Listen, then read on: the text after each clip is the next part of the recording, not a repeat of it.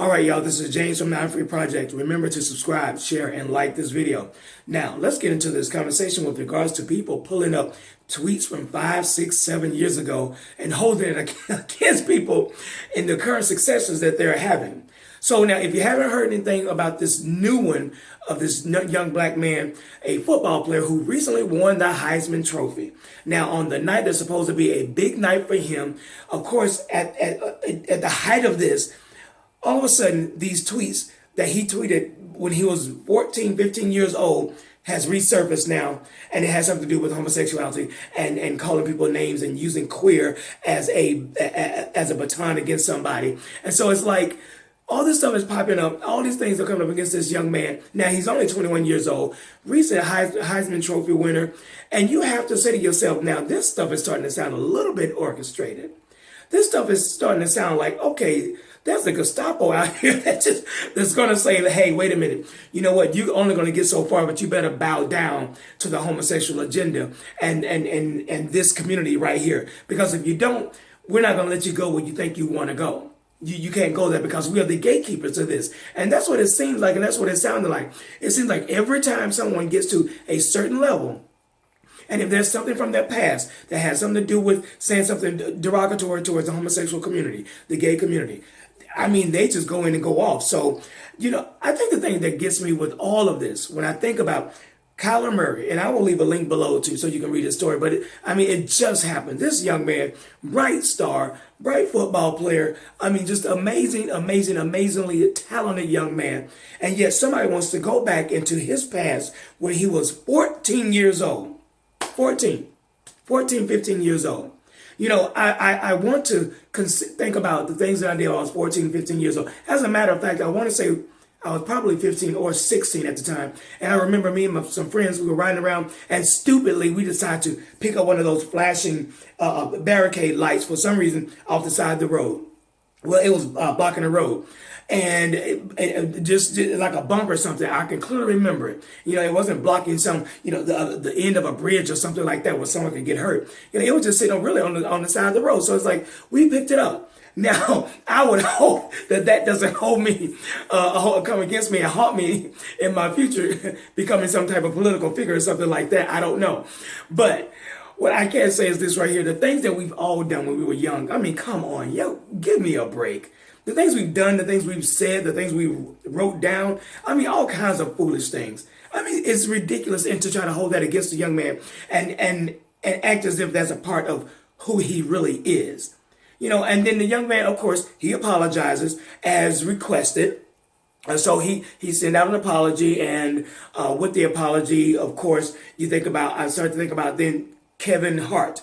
Of course, Kevin Hart's situation, him being was slated to do the Oscars, a very, very big event. If you're in the industry, to be able to host that is a huge career boost.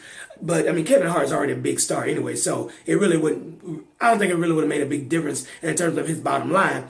But to host the Oscars would have been like, pow, like this pinnacle of your career. So with him being slated to host the Oscars, then all of these tweets come back from the past. People are going to find some stuff that he said and some of his comments with regards to the homosexual community or his son being gay, how he would react and so forth and so forth. And I'm like, really? Y'all, give me a break. How is it that you have to toe the line when it comes to that community? It's like they hold this over people, and we all know why. We all know why what's going on up in Hollywood, because there's